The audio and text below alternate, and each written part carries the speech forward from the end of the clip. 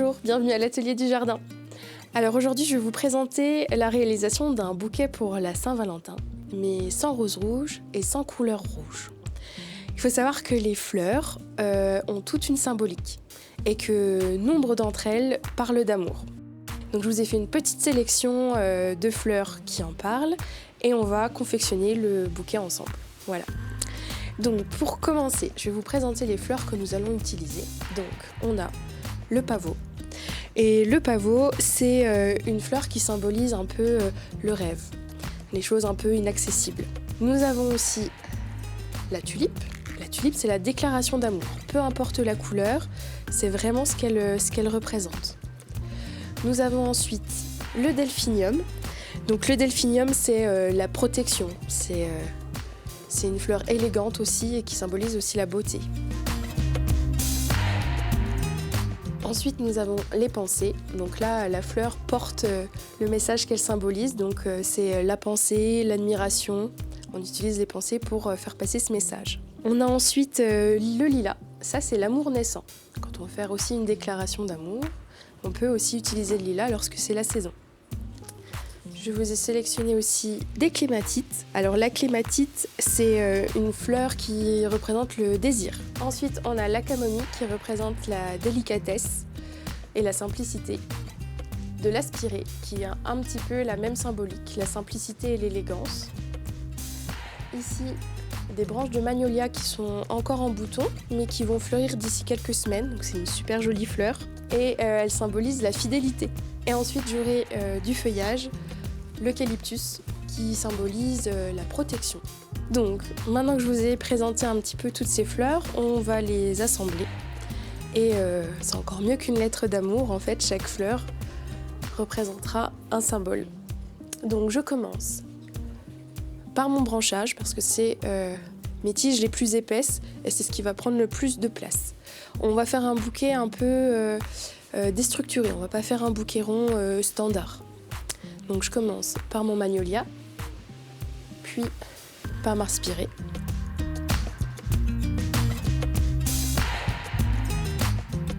Je prends ensuite mon feuillage pour vraiment me faire ma base.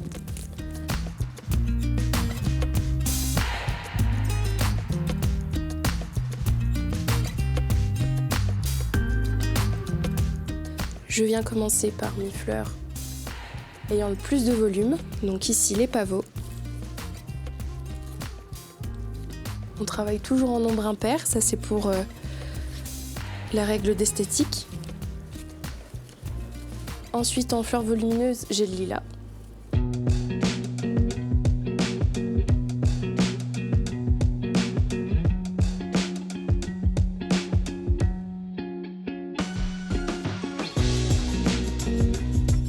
Je continue avec les delphiniums qui eux vont donner de la hauteur à mon bouquet.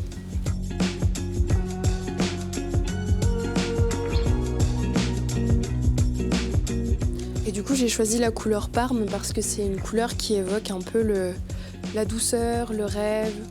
Donc je trouve que ça s'accordait bien aussi avec la symbolique de l'amour. Les clématites qui vont venir en extrémité, un petit peu partout. C'est des fleurs un peu volubiles, donc c'est joli de les faire un petit peu ressortir du bouquet.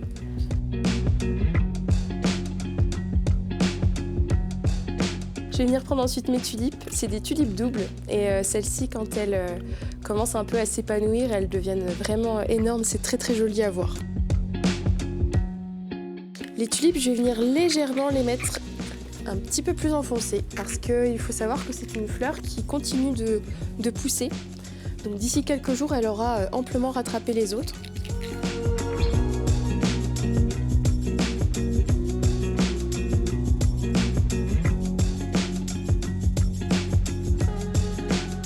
Je viens remettre un petit peu de feuillage pour accompagner mes fleurs.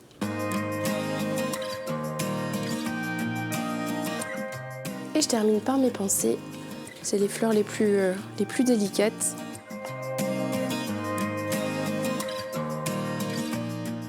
Elles peuvent venir un petit peu vers l'avant.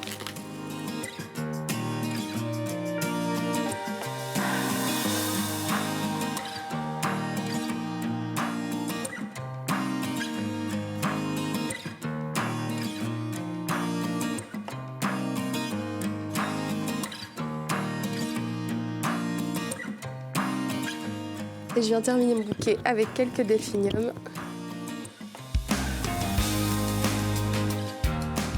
Et voilà, vous vous retrouvez avec un bouquet plein de caractères, beaucoup plus original que la traditionnelle rose rouge et la gypsophile. Donc avant de terminer mon bouquet, je vais venir l'attacher.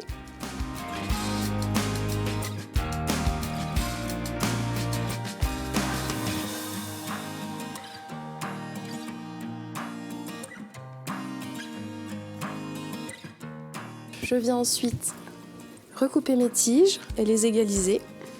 Toujours une coupe en biseau pour tout ce qui est tiges de fleurs. Et pour les tiges qui, elles, sont ligneuses, donc pour le magnolia et la spirée, on va venir les casser. Hop, voilà. Ensuite, je prends ma toile de jute. C'est ce qui va me servir à emballer mon bouquet.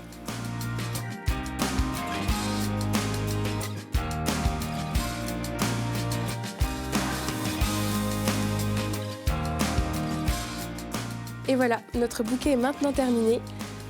En plus d'avoir des fleurs qui changent, il est porteur de plein de beaux messages. Et je vous dis à très bientôt pour un nouvel atelier du jardin.